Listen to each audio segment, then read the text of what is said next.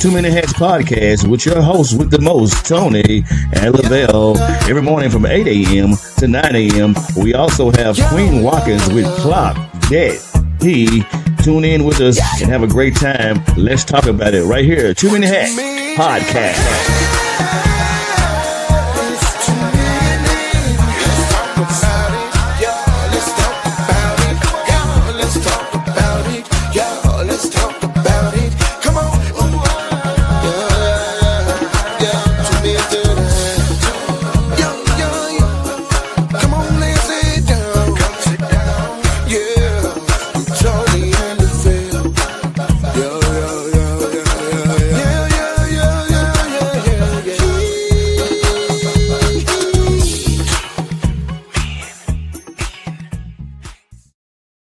Top of the morning to you, my good people. Happy Wednesday, Hump Day Wednesday. It's a beautiful day in the neighborhood, man. It's your host with the most, Tony May, Lavelle Salter. We got another show planned for you today, man. Another great show planned for you, man. Hopefully with some content that, you can identify with, that you can be open and honest with yourself about. Because a lot of this stuff, man, we kind of, when it comes to family, man, we tend to sweep it under the table. And so today, man, we want to really talk about family patterns you think are normal but are dysfunctional. Family patterns that you think are normal but are really dysfunctional. And when you really think about it,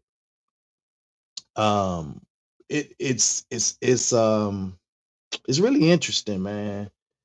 Because we excuse a lot of stuff from people, man. We just tend to kind of tip around people as it relates to how we navigate around certain family members, man. And so today, man, we're gonna bring it all to a head, man. Good morning, man. We're gonna bring it all to a head because some of these things that we think are really normal in the family dynamic are not really normal. They're dysfunctional. And they really add a level of toxicity to the family, man, that this is the kind of toxicity that a lot of times we overlook, because we don't deem it that important, because maybe it's what's the word I want to use. I don't know. I think we be trying to protect people too much sometimes. Ooh. You don't think we do that? You came out the gate. And I think we do. I think we try to protect a lot of people, man, or at least protect people's feelings. I'm guilty. You guilty, bro? I'm guilty. I didn't expect for you to say that, but yeah, okay. Hey, not in all cases, but in some. First side of knowing you got an issue is that admit you got an issue. Yeah, I'm guilty. I tend to not excuse family members from mess. No, you can't. Not that I don't do, but it just depends on the circumstances. But I'm saying, like, there are some patterns like that I know are messy that I ain't finna excuse for. I ain't finna say that's normal behavior for. No, I'm not. It's dysfunctional. Yeah. And I'm just not gonna excuse you for it. Right. Even though you grandmama, great big mama, and grandmama, you can't just be talking to folk like that. That's not normal. Even though we know they do it. Good morning, sir. We know they do it. My mama that got to the point now, she old enough now where she say little stuff, and I be like, Mom, you can't just be saying stuff like that. Yeah. Well, I ain't mean no harm, but okay, but you don't say it. Right. What I'm saying? People? What's going on, Zoe? Good morning to you. So I'm not gonna put the actual I'm not gonna put the PowerPoint up this morning. I know you have it. I sent it to you. So yeah, I got it up on my other screen. So we could count out, because I don't know, this seems like when we shrink, man, and we talk to each other, like I can't really see you. I can't, so I want to be able to see, and through any of these talking points, through this PowerPoint that we go through, y'all. If you guys want the PowerPoint presentation or this information, we can always email it to you. I still owe Miss Gwen one from the other day, and that's because when I got into the email and I started doing something else and I forgot, and I really just thought about it. So I'll make sure I send it to her. But we're talking about family patterns you think are normal, but are really dysfunctional. So when I think about family patterns that appear normal but signal dysfunction, many dysfunctional family patterns feel normal because they are familiar. Mm-hmm. They just, it's so familiar to us to the point that we just think it's normal. Mm-hmm. But it's really not. And so today we're gonna highlight some of those some common examples, and some of their lasting impacts that they have on the family dynamic as it relates to family patterns that are dysfunctional. So one of them is an emotional avoidance. Mm-hmm. I think We don't talk about feelings too much in families. Mm-hmm. We just kind of go with the flow. Especially like when you're talking about extended family, not maybe your immediate family. When I say immediate, I'm talking about the wife, the husband, son, daughter, because they may talk sometimes about feelings. How was your dad? Man, and then so tell me what you feel. Sometimes we do that if we dig deeper into it. But when you're talking about extended family, when you get over there, you got a family function, you got cousins and aunties and uncles. You ain't in the room talking about no feelings. No. you just ain't, bro. Even if somebody may step on your toes, you ain't gonna stop the whole family function and say, Auntie, you really hurt my feelings. No. Yeah, you see what I'm saying? So it goes unchecked. Right. But these are patterns, when you're talking about even hurting somebody's feelings that we just think are normal. Oh, that's Auntie, she always like that. Uncle Joe, he always gonna say something ignorant. Yeah, that's Big Mama. Big Mama, she getting old and she just say what's on her mind. Yeah. But we don't say that during the event. We say that after, when we're trying to justify somebody's action. Yeah. And so I think that's when emotional avoidance really, really becomes like a problem. Yeah. Then you have, just emotional suppression, that we just suppress all the emotions.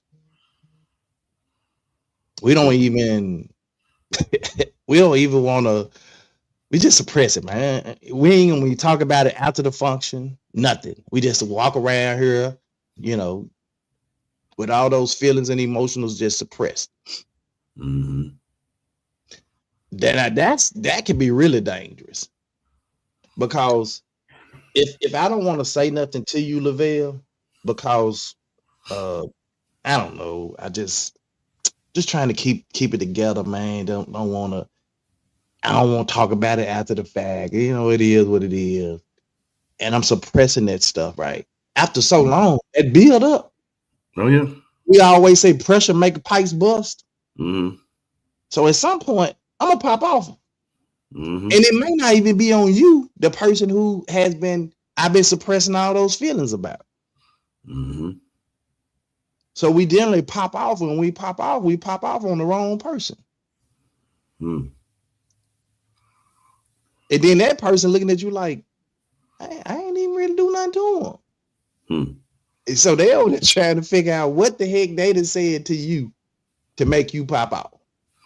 Well, sometimes you have those family members, man. They be cruising for a bruise. They be picking, because they think because they're especially when it's you got folks that just want to try to be all in your business, quote unquote Christian members, Christian family members or whatever.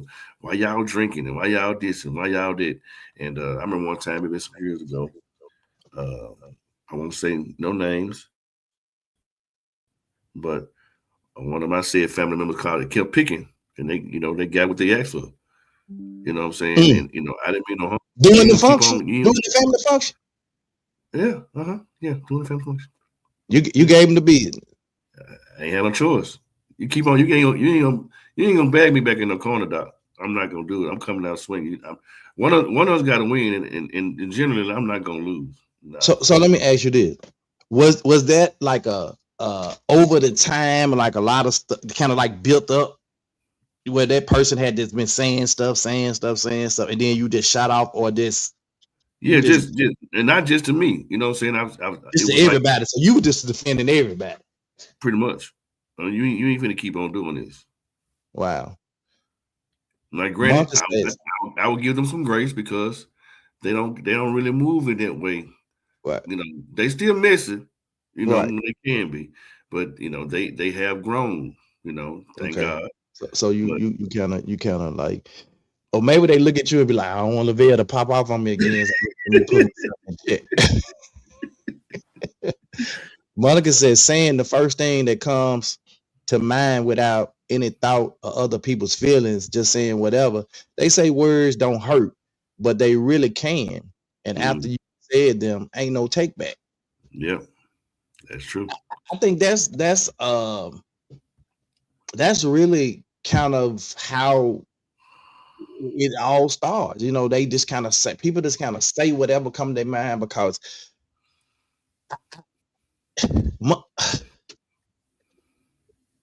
you know, you got to some family members, bro.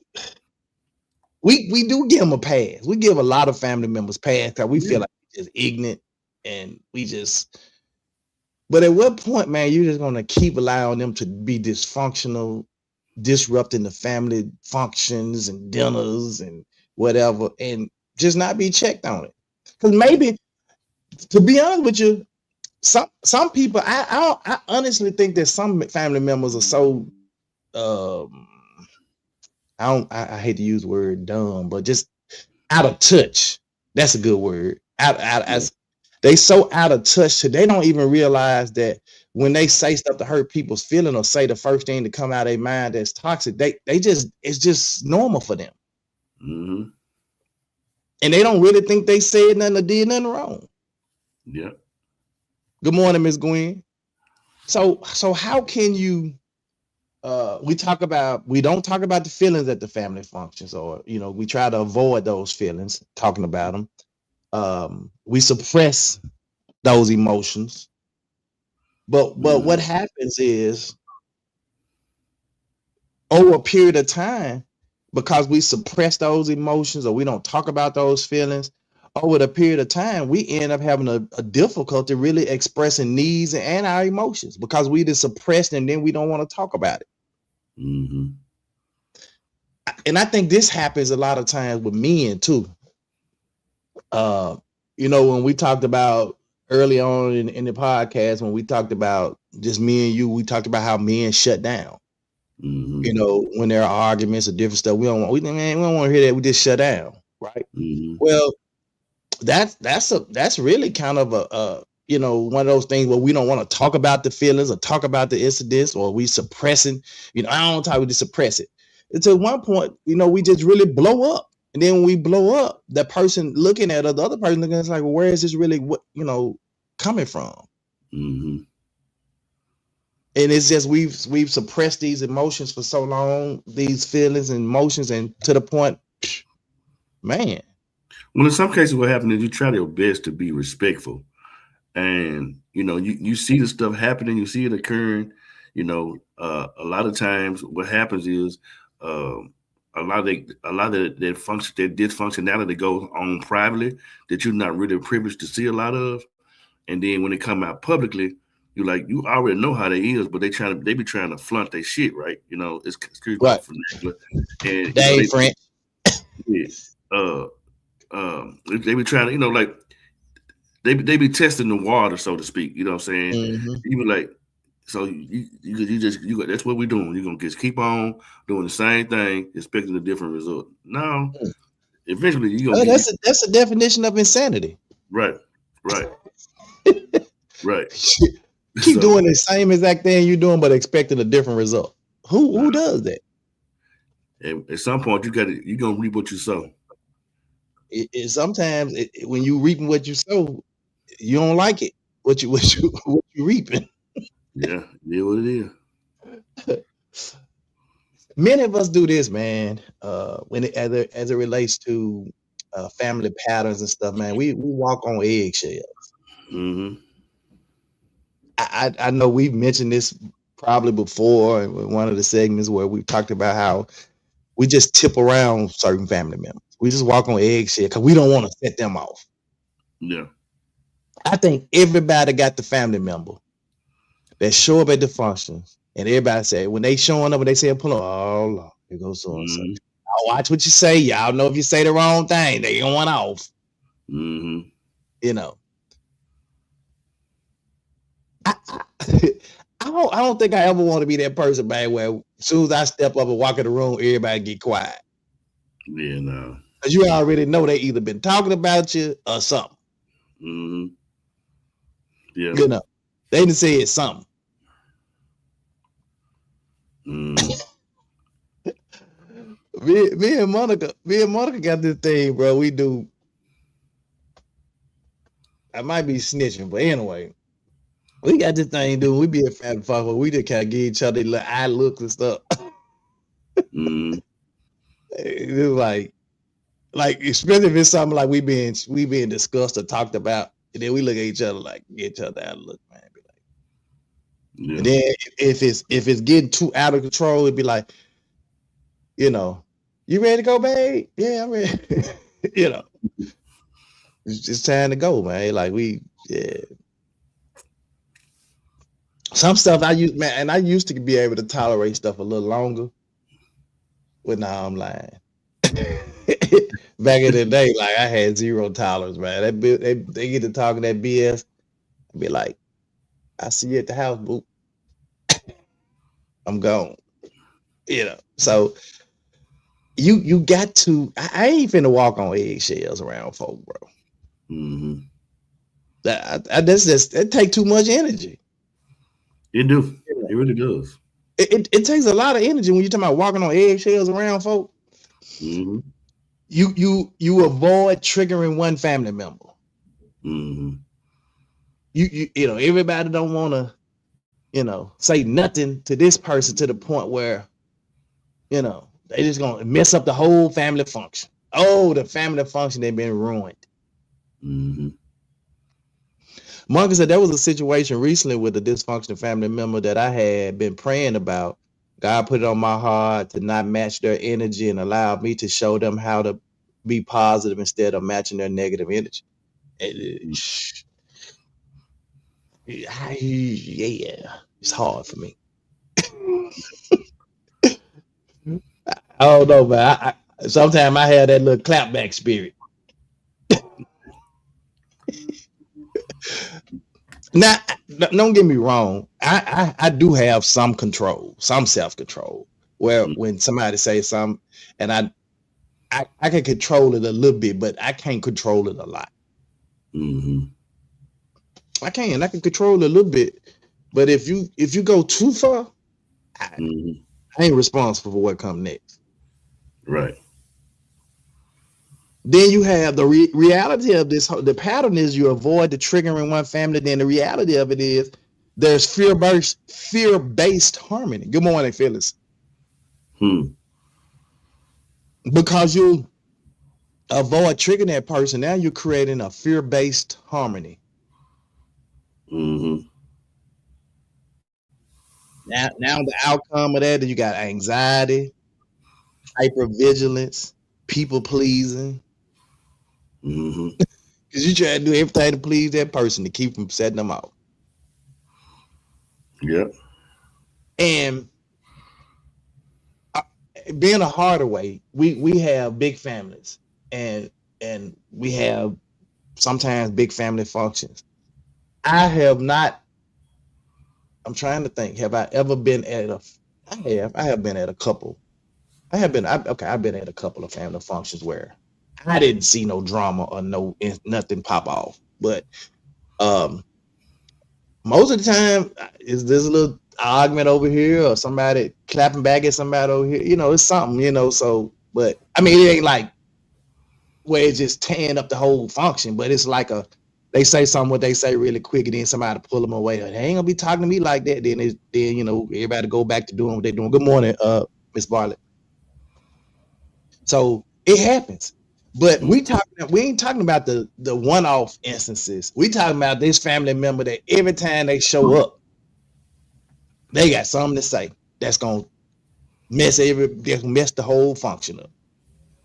And so everybody walking on eggshells. Nobody want to trigger them. Now you're creating all this fear-based harmony. It'll make people not want to show up at the functions. Yep, that's what happens. Yep. Monk said avoidance seems to be the new norm. That they avoid the function. Yep. They don't want to show up. I don't even want to show up altogether. So if I don't show up, and then somebody's like, why so and so ain't showing up? Because they sick of that mess. And that's not even good, because now you've separated yourself from the family dynamic. I'm just going to avoid everybody altogether. And then you start coming up with this stuff like this, Lavelle. I don't mess with that side of the family. Yeah, right. Yeah. You know what I'm saying? I don't know. They too messy. I don't mess with that side of the family. And it's odd that you said it, because the person I was just finna use, for example, was my wife, Dawn. She a lot of people look at her, they think she's quiet, she's subtle, she kind of laid back, and she ain't gonna say nothing or do nothing. And it'd be the wrong people to push in the corner.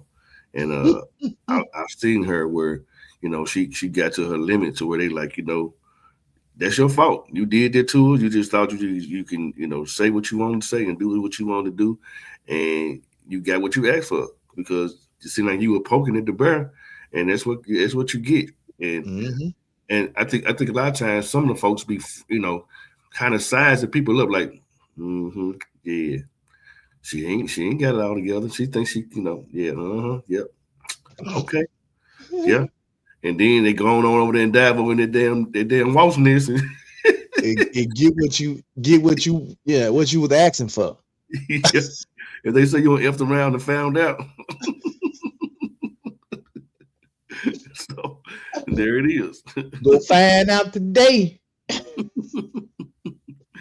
And boy, I was like, oh well, there it is.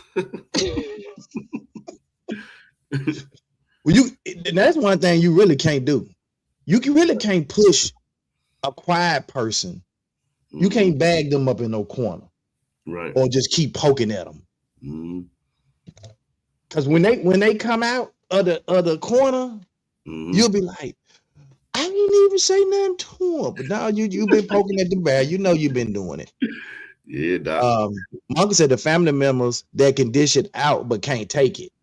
Yeah, as soon as you respond to them, the world comes to an end. Yeah, I don't know why. I didn't even say nothing to him. I don't know why they just going this, just ignorant, just acting. No, what you've been doing. Phyllis says it's terrible that you don't know what to say to him. Excuse the expression, but you damn if you do and you damn if you don't. Yeah. Yeah. Boy. Yeah. That's kind of how it is. That's when you're walking on eggshells around family members, trying to avoid triggering them, creating all that fear-based harmony. Now everybody got anxiety, hypervigilance, and you want to just please folks. And ain't nobody got time for that. What you said? Boy, I remember one time. Then when you're talking about the immediate family, when you got this dynamic, when the husband, wife, the kid, you got this one strong. You got to be the one strong child. Oh, I got to be the one child that, I got to hold it together no matter what. Right. You know what I'm saying? And if I were to be completely absolute honest with you, that's kind of how I feel. I feel like I'm the one strong child that all the siblings run to, that all of them depend on, all of them, look to, and I'm next to the baby. Like, how is that possible? Like, why is that even possible? But right. A lot of times, the pattern of that is that we're often praised for our maturity level because, we're mature enough to handle certain situations and handle things. but it almost feels like we become secondary parents. Like there is a parent, if this is a word, a parentification. Okay, I can see that. You know what I'm saying? And to be honest, man, it'll burn you out, bro. It'll burn you out, and you a lot of times you have difficulty just asking people for help Mm-hmm. because you're considered the strong one.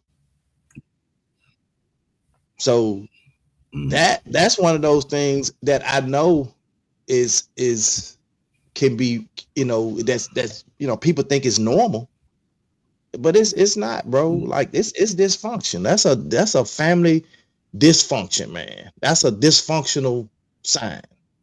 Right. Even though it seems normal because we made it normal, because it's just so familiar to us. Mm-hmm. But it technically is not really that normal. Right. And I think, I don't know if Miss Gwen, I know Miss Gwen has given kind of a testimony about how she is the one that be trying to bring all the siblings together, and so maybe she feels like she's that strong one. She's that one that's those other siblings look up to, look out, looking for help, always looking for something. You know what I'm saying? Or she's always been considered. Well, Gwen is the strong one. Gwen, the one that put everything together. So I don't know. But I know just from her testimony, it seems like she fits more in this category. Right. And so it can be tight, man. It can be difficult. And we're talking about family patterns that you think are normal, but are really dysfunctional. Well, it's kind of crazy how it all kind of plays out because, like you said, you have your immediate family, so that's like your private quarters, if you will. Y'all kind of straight, saying y'all little stuff that y'all have brewing and going. Y'all don't kind of took care of y'all home front, so to speak. But when Mm-hmm. all of those individuals get together, depending on how big your family is, uh, you don't know what type of toxicity has happened within their quarters, and so they come in the house with the shit. You know what I'm saying? So you like, what the hell going on with them? They bringing the bad spirit in. They bringing the The negativity. So you bad like, energy. yeah, Yeah. that bad energy. So you like, damn, like I went ahead and put all my stuff to the side. Said I'm gonna go and come. I'm gonna try to, go ahead and not, walk on the eggshells and do the avoidance. I'm gonna go and try to get there and enjoy myself. And then bam, boom, pow, he come Jolene and them, and they bull crap. And they bring it in the house. And some kind of way it just kind of sprue over. You were like, damn, what just happened? We was just having a good time. Right. Until they showed up. Now Yeah, everybody was having a good time. yeah. So I don't. That right there, man. That is that's a spirit killer right there, man. Like everybody having a good time, maybe having it. Or what about the person, man, the family member that just drink too much and they cool until they start drinking. Then everything go to, oh yeah, I've said this so many times. you know what I'm I've said saying? this so many Like times. everybody's in there having a good time. They should know they limit, but they really don't. And Yeah, they yeah. just drink till now they just acting a fool. Well, one thing about it, uh, if when they depending on the individual is the individual that does drink, whether it be a good or bad, once they get to going, whatever's in there gonna come out. Mm-hmm. Yeah, they say drunk. They say when you drunk, you say what's truly on your mind. I, Yeah, yeah. So I heard that. Miss Gwen said always being the strong one is exhausting at times. I just do it subconsciously since walking in the role since childhood. Now most of the time, I just want to be at home alone. mm, Oh, yeah, you didn't want to isolate yourself now. Monka said, "Baby, see you later. If the energy is off, I'm out." yeah. Yeah, she don't play now. If she walk, boy, we at a family function and that energy ain't right, she'd be like, "I'm out. I'm gone." And then the other thing is, a lot of times, uh, and I could use my sister for example, like especially when the younger children come in and they forget, okay, we got some. It's like we got stir steppers, so to speak, and Mm-hmm. so you treated us as a certain way coming up, and then the new children come on the rise. You treat them a little differently. But I think what happens is they forget, hey, I ain't them children right there no more. I'm 35, 40 I'm years an old. adult. I'm I'm grown. grown. You know what I'm saying? I ain't little Lavelle no more. You know what I'm saying? I ain't little Tony no more. You can't. We ain't finna do that. You know what I'm saying? I got a mortgage. I got car notes. I got. You know what I'm saying? What you saying now reminds me of what you was telling me about Lil Lavelle, where you had to have that talk where he was upset about. Oh yeah. You know what I'm saying? And that put me in the back. Cause he was like, man, look, I'm grown. They treat me like I'm a kid. Yeah. I can see that. Yeah. Yeah, so I get it when I was a child and yeah, I was expected to stay in a child's place. Mm-hmm. But now, oh, I'm grown. Don't push me. Yeah. I ain't no killer, but don't push me. And I think a lot of the, depending on who the individual is in your family, depending on, their dynamic. If they're older, they feel as if they can treat and say and do certain things a certain because of who they are. No, we ain't finna do that. So I'm glad you brought that up because this is our next point. When people use humor over healing. Ooh. They try to use humor over healing. The pattern they joking instead of addressing the problem. So we know Auntie done said some stuff out of line, and and we just joking. Hey, Auntie, you cry, but she didn't hurt Sally Sue over here. Yep. And so instead of addressing that problem, so Auntie, you owe Sally a apology. You was wrong for saying that. We joke on it because we want to avoid the conflict. Yep. How many times have I saw that? I'm guilty of that one myself. I'm telling you, man. Humor over healing. Yeah. Miss Gwen said my mom was a triplet, 2 brothers and her in the middle. Both boys were good men, but drunks. And mama, the mediator, big sister, we always knew it was going to be funny, funniest and frustration going on when they were full. Yeah, he just said that. But we try to joke it off and laugh it off and play it off. And it really ain't a funny, it ain't a plaything. So did we skip over the strong one? Did we skip over that? Yeah. No, I'm asking. Now, did we skip over the strong one? We just talked about it. Oh, we did? Okay. Being the strong kid, being the strong one in the family. Okay. I was looking at that child as praise for maturity. Yeah, I guess. Yeah. We just talked about it. Yeah, okay. Miss Gwen said she was the strong one. She was. Right. She said it was exhausting at times. Gotcha. She said she just kind of walked into the role though, since childhood. I don't think I walked into the role. I think I was kind of just put there. Yeah. And I think it was because I don't know, man, because I've always had like this go-getter type of energy where I was just like and then I didn't have this settle for attitude to the point where I didn't want to just settle for stuff. I wanted what I wanted. I did, so I went out there and got it. And so I think maybe my siblings looked at that. Not only that, they saw like me going and educating myself and educating myself about so many different things and trying to go to school and get these degrees. I think they just kind of, I think they kind of put me in that role. I didn't walk into it, so to speak. If it's an individual that has leadership skills and what's the other word? So many other terms come to mind, but that's you out the gate. That's just you go and I'm the same person. You gonna come in, and if it ain't together, and you see it, if you see a way to creep in, oh, you coming? You gonna get on it like, oh no, this ain't finna work.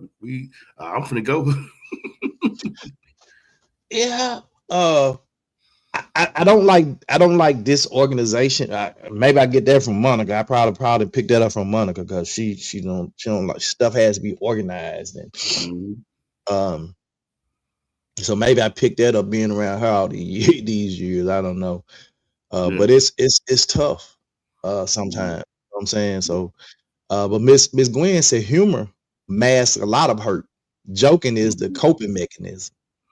Yep.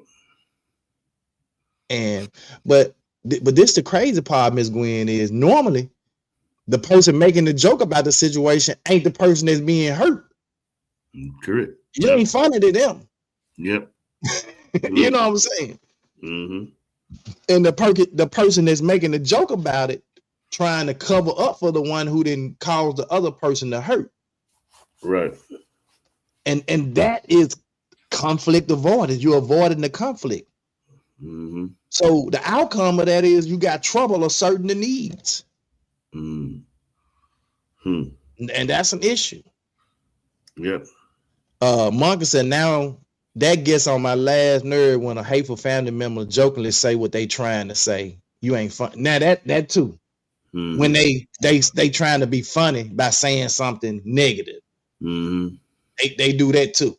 That'll rub me the wrong way for real. Well, see, though, I'm one of those individuals in my family. You don't want to do that to me because it's gonna be a comedy show. Because it's gonna be a fight. It's gonna be a fucking fight. Well, sometimes I would say what you know. So we got a certain family member that always does this. Mm-hmm. And I dare not say her name, but they really be poking, but they try to make little jokes, laugh and all, but really be, and we already know. You know what I'm saying? Mm-hmm. And I think we have kind of, and I think some people think like they don't see nothing to it. But me and Monica be peeping it. You know what I'm saying? We be peeping it. Right. And we just look at it and be like, yeah, that shit ain't fun. You know. Mm-hmm. they be trying to crack little, say little stuff jokingly, but they be really poking, you know, and they be like, yeah, that ain't fun, you know. And I think of some family members, it kind of go over their head. Yeah. You know. But see, me and Monica, we're smarter than the average bear. Hey Yogi, hey boo boo. Yeah. I'm telling you. Ms. Gwen said, I've always been a leader and it spills over into family, career, church, etc. Tony Minnie says it's the Leo in us. Yeah, it absolutely is. Mm-hmm. I meant the person making the jokes are hurt themselves and use jokes to hide their own hurt and subliminally use jokes to say whatever they really think but won't say out loud. I can see that too. Yeah. I definitely can see that. Yeah. But that right there is really, yeah, that's a deeper kind of hurt. Mm-hmm. That's a deeper kind of, yeah, that's on another level. Mm-hmm. Monica says secret family jealousy is very dysfunctional, but people try to ignore it and normalize it. Yeah. And that's what I don't understand. I don't understand how you be jealous of somebody. Look, if Lavelle get a new house, a new car, I'm excited. Just excited for Lavelle as he is about getting his new house, a new car. Correct. But we don't want to celebrate people. You know, we want to, they probably went and did this to get the house. Who cares? Mm-hmm. Why is that even an issue? How they got it? Yep. Unless they were selling drugs, you know, or whatever. But how, you know, I just don't understand. Like, why is that an issue? Yeah. Why you can't be just happy for the person? Why you got to have this jealous spirit about yourself? Mm-hmm. I know my dad always used to give the testimony about his family growing up, some of his mother's sister's children, and he said he could never really understand it. You know, and what did they do? What did he? You know, what they family did wrong to feel like, you know, we ain't no different than y'all. You know what I'm saying? We all helped each other out. Yeah, and he, you know, he really, when we had that conversation about it one time, he was like, I just don't. I couldn't understand. And he said, and he said it was crazy. He said you would think as people get older, you know, it would probably get better. He said it seemed like it got worse. You know what I'm saying? They didn't mature from the situation. So they tried to come around and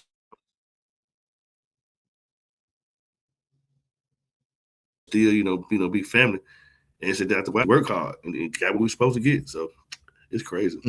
I don't know why you freezing up, LaBelle. You just froze up a couple times. Yeah, you did the same thing. But yeah.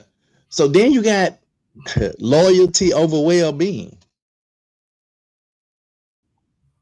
Loyalty over well-being. Oh, you got those family members, man, that's just loyal to other family members, regardless of what's going on. Yeah. Just you don't care what boundary they break, what boundary that they violate, you still loyal to them. Well, honestly, a lot of time in this situation, what happened is, and it's kind of sad. A lot of like grandmama, big mama, whatever you want to call it, they kind of babysit that situation in their narrative. And I don't seen it so many times. I'll just leave that boy alone.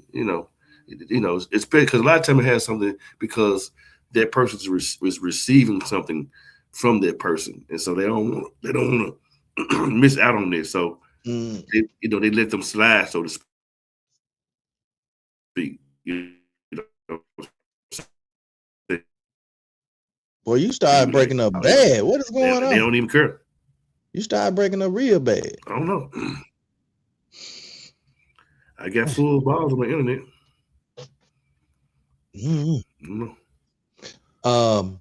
Monkey says, last one, not feeling empathy for others until the same situations happen to them. Very dysfunctional. It's the same with family members. Ms. Gwen said, using jokes on social media and messaging. My daughter taught me how to have compassion and look at the why behind the jokes. Sometimes it's hurt, sometimes it's attention seeking or trying to get other family members to side with them. Loyalty over well-being. They violate boundaries, staying in harmful relationships. You know what I'm saying? And I think when you have family members that are involved in really toxic relationships and then they show up to these family gatherings, a lot of times we don't say that because we feel like that ain't our business to say nothing anyway. That's their business. They show up, like, you know what I'm saying? And that can mess up the whole, that's normalized too in a lot of situations. But it's very dysfunctional. You said the same thing about your aunt. Your aunt was dating a guy, married to a guy. She would come over. Y'all know it's just different. She come over. She just, like he controlling everything. And then y'all found out that he really was a crazy dude. He ended up killing and, unaliving your grandfather. Yep. So, it's some psycho folk out here, man. And that we introduce into the family. And then we feel like, we know that this person is in harm's way in this relationship, and we won't say nothing. Tony, you were breaking up bad too when I first logged on. I don't know. Shoot, I don't know what it is. Because I got full bars on my internet too. Yeah. Anyway, it happens, I guess. Apologies without change. That family member that always apologizes for doing something but still not changing. Oh, I'm sorry, I ain't mean to do that. I'm sorry. Then next time, no, I'm sorry for doing that. Oh, I'm sorry. At some point, them apologies that ran out with me. You don't have no accountability to what you're doing to people or saying to people.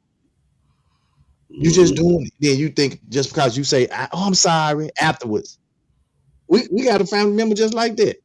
Say something that, oh, I'm sorry. And I'm like, no, you really ain't.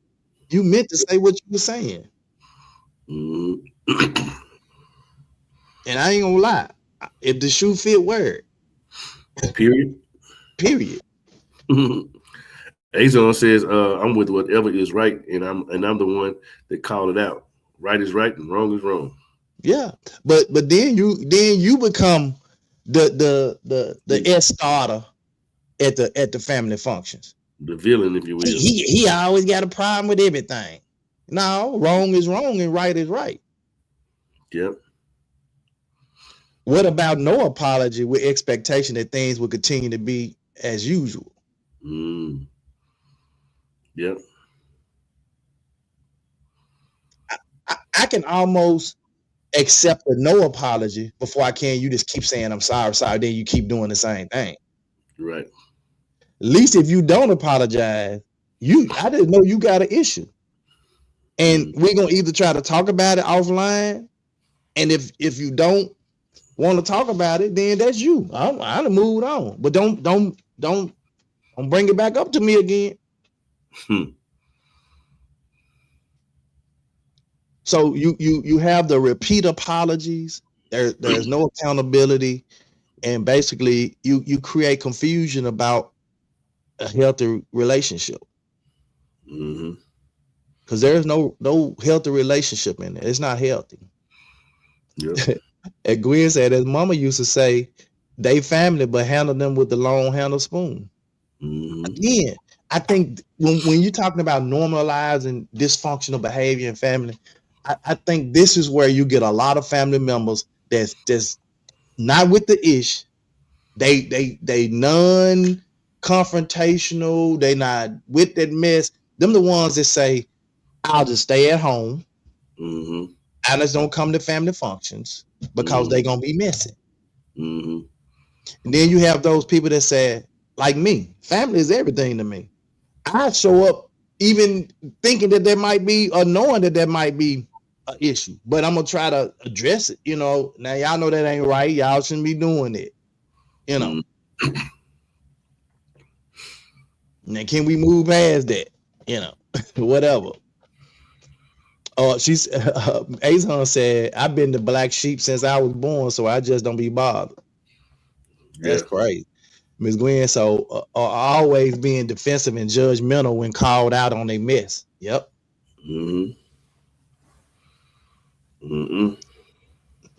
Man, this right here, this thing getting deep. It is. What about when the children have to manage adult emotions? And we want to know why these kids so messed up, bro. Well, the problem is kids ain't messed up just because. Well, the problem is that's the problem is that everybody want to say I'm grown, I'm adult. I get that, I respect that. That's to a certain place, but the issue is, and the problem is that depending on what went on in your life growing up, the danger is when you avoid those things that happened to you as a child, they didn't go nowhere.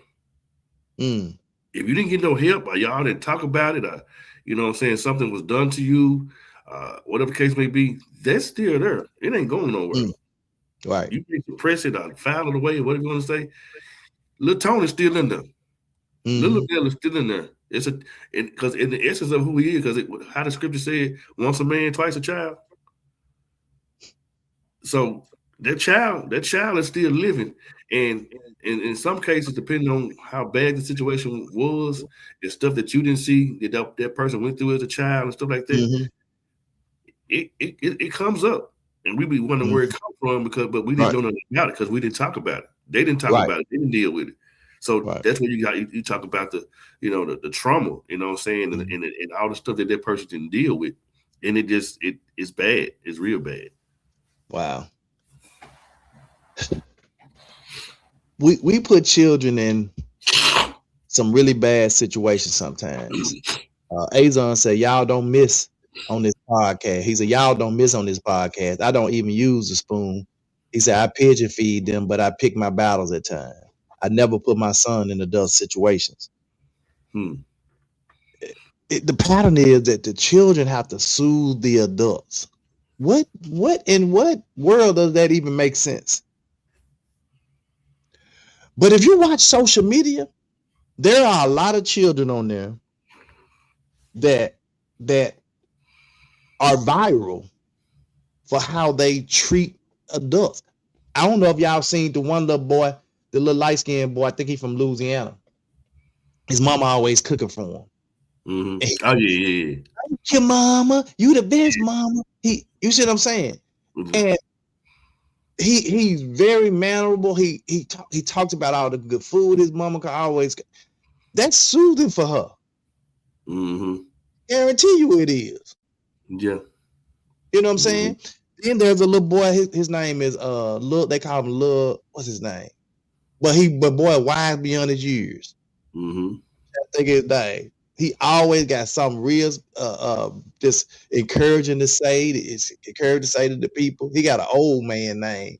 What's his name? I can't think of his name. But he always. I remember when his mama was, when he was younger, his mama was telling him she was getting ready to have another baby, and he said, "Mama, no, what are you trying to do to me?" I mean, he said, "I don't understand this." He said, "You know, I already don't get along with your other two children. Why would you do that? Why would you have another one?" Mm-hmm. Folks in the comments said, "Man, that dude is an old man." Yeah. But he's right, but he acts like an adult, and he always gives encouraging words, and it seems like it hit the adults more than anybody else. Mm-hmm. That's an emotional burden being placed on the child. Mm-hmm. Azon said, "I see a therapist, and to certain family members, I'm arrogant." What it is. Monica said, "Trauma and triggers." Mm-hmm. Phyllis said, "It's sad when a child have to tell their parent, 'Mama, you need help.'" But that's an emotional burden being placed on the child. You know, then over a period of time, there's chronic guilt and over responsibility. Lil James, that's it. You show right. Lil James. Okay. Lil James. Yeah. Yep, that's him, Lil James. So you knew exactly what I was talking about, man. I don't know where you from, but Lil James is wise beyond his years. And that's something, you know, this happened to me some years ago. I was volunteering in my children's school, and I was telling them, I said a lot of times why there's a conflict between children and adults, because we don't respect children. And they were like, "What? You don't supposed to respect no child?" I said, "Come on now, respect go both ways." I said, especially when that child gets of a certain age. And I said, you just try to over usurp your authority, and because you the adult, are you grown, so to speak. But the same level of respect that you want to receive, you got to issue that out as well. And they were like, "Man, we ain't never looked at it like that." I said, because a lot of times, majority of the time, a cheer when they be doing the things and stuff like that, they just crying out for certain type of attention. But a lot of times, we just go straight for the gusto, and just go off or say something or do something. We got no. We don't analyze the situation, so to speak. And so what happens is, because you disrespect, we don't follow up and follow through either. Yeah, that too. Yeah, that too. You know, we don't. When you see a child saying something, acting out, so I try to act like so my nephew has been kind of popping off. Mm-hmm. So when I have a conversation with him, it's always I just ask him, so tell me what's going on. Why is there something, I just ask a lot of questions, probing questions, trying to find out. And I said, well, just talk to me and just tell me, might be something you need to talk about. You know what I'm saying? Mm-hmm. So Right. I always go back to what I said. You can be actively in a child's life and still not be present, because you're there, you're at home every day, but you're not following up and following through. You're not acting when the child is acting out. Instead of you saying, you didn't know what acting the fool, instead of you saying, hey, what's going on with you? Right. Talk to me. And that's showing them respect. You just jump over the hurdle and say, what's wrong? You just start going off on them. No, you gave them a certain level of respect to try to get that thing out. And we don't, a lot of times we don't move like that. Well, that's creating a relational, when you're trying to create a bond, and I'm not talking about that friendship bond with a child, but that parent child bond where they can come to you and talk to you about anything instead of you cursing them out on every level because they did. You have to talk, man. Talk and find out what's really going on with them. Yeah, Mm-hmm. Miss Gwen said that's me, non-confirmation and don't like drama, so I go with the intent to stay for a little while. If I go at all, fortunately, I don't experience much family drama because I don't put myself in those situations often. Though grown, my daughter is the family mediator who speaks truth with wisdom and leads us to reflection. Azon said, children still are humans. People make it seem as children don't have feelings, and they do. Mm-hmm. Uh, Growing up, the adults were always right, and it was what they said, not what we saw or heard them do. Mm-hmm. Um, Azon said, I cut the world off and talked to my son, and he is only 8. He told me what bothered him, and I was amazed. If you listen, Mm-hmm. all you got to do is listen to him. Yep. Uh, I was trying to get through this thing, man. So let me just go through these other ones real quick. Conflict equals disrespect. Disagreement seems as disobedience. The reality to it is suppressed identity. The outcome, conflict avoidance or emotional outbursts, is when they start to just kind of have these outbursts. No privacy. The pattern is extreme closeness. The reality is enmeshment. I don't even know what that word. Let's see what that word means, because that's Yeah. that's kind of a different word for me. Enmeshment, I've heard enmeshment. of it. Yeah, I ain't heard it in a long time before. So enmeshment, it means it's a dysfunctional relationship pattern. So there Okay. you go. Extreme closeness, it leads to a dysfunctional, extreme closeness, um, and it leads to a dysfunctional relationship pattern where personal boundaries blur, leading to excessive emotional closeness. Mm-hmm. Wow, that is crazy. So that means you have no privacy because they always up under you, always close to you because of the dysfunctional relationship pattern where the relationship or the boundaries have been blurred. Mm-hmm. And again, the outcome leads to poor personal boundaries. They don't respect the boundaries. Mm-hmm. That's good. That's actually good. I like that word. It's a Enmesh. saying. It's a like saying that says it's better to build uh it's better to build a child than to repair a broken adult. Mm-hmm. And that's the problem. We don't the children are not built like they used to be built. You know what I'm Right. saying? Big mama gone. You ain't get no nourishment, no wisdom. They even when it come to the food, they just Takis and McDonald's. Right. Children ain't eating right. They ain't getting no type of wisdom. They ain't going to nobody church. You know what I'm saying? They don't listen And to none mama say they ain't listening. because mama talking at them, not to them. Yeah, yeah. Yeah. Ms. Gwen said that's why mentorship is important. Sometimes children, parents dynamics prevent children from being heard and respected. Yep. Mm-hmm. So this last one says achievement equals worth. Love tied to success. Wow. Mm, So it's conditional love. And you have a lot of people that's in the family that only ties love to the success that a person has. It's conditional love. It's perfectionism and fear of failure. mm, And so uh, the closing remarks on this is that dysfunction is often unintentional and inherited. Wow. mm. Awareness is the first step toward change. Yeah. There you have it, man. The family patterns you think are normal, but are dysfunctional. Let's clock that T with our girl Queen Watkins. Good morning, good morning, good morning. Y'all know what time it is. Put them phones down, fingers up. It's 7 o'clock that tea with your girl Queen Watkins. I hope y'all are having an amazing morning. But y'all know what time it is. 7 o'clock that tea. Have y'all seen the story of the two step brothers that got arrested, y'all? while they were on the cruise because they decided they wanted to switch up while having sex with another young lady. Yeah, let's talk about it. So they were on this carnival cruise, and one of the brothers had found him a cute young lady, and they ended up vibing. He invited her back to his room, and they had consensual sex, right? So old girl had ended up going to sleep. So mind you, they're in his room. So he left out, and next thing you know, his stepbrother came into the room and got Mm. in the bed with old girl. I'm thinking these boys are twins. No, baby. I would have been pissed off too seeing the second one. Now the first one he alright.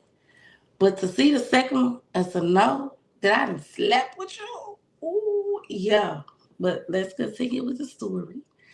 So he ended up, she rolled over and she decided she wanted some more. She wanted round two. Baby, ain't nothing wrong with it. Do you hear me? She liked the first round. She got put to sleep the first round. Baby, she wanted another one. Nothing wrong with it because it was consensual.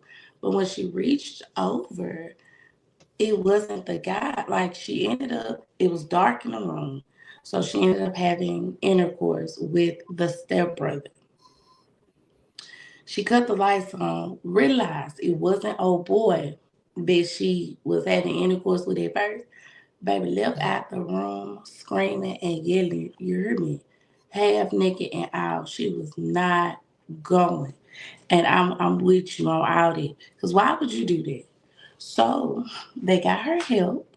And the boy that she was with, he was like, "Oh, I didn't know about it." The stepbrother just came in the room.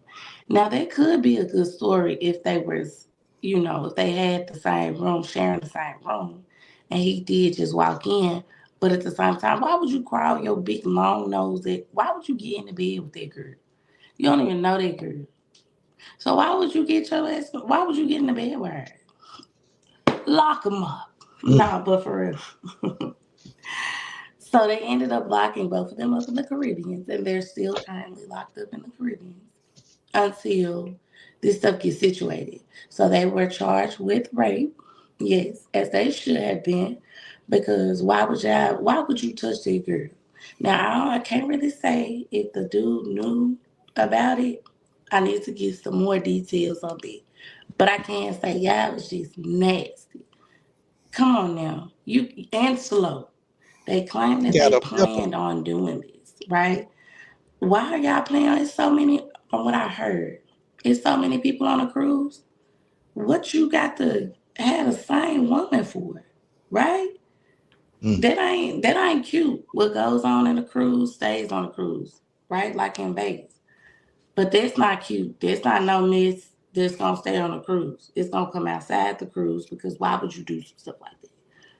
All right, y'all. That's all the tea that I have today. Make sure y'all tune in to 2 Minutes Monday through Friday, 8 a.m. sharp. And don't forget to stay tuned for your girl, Queen Watkins. Collect that tea.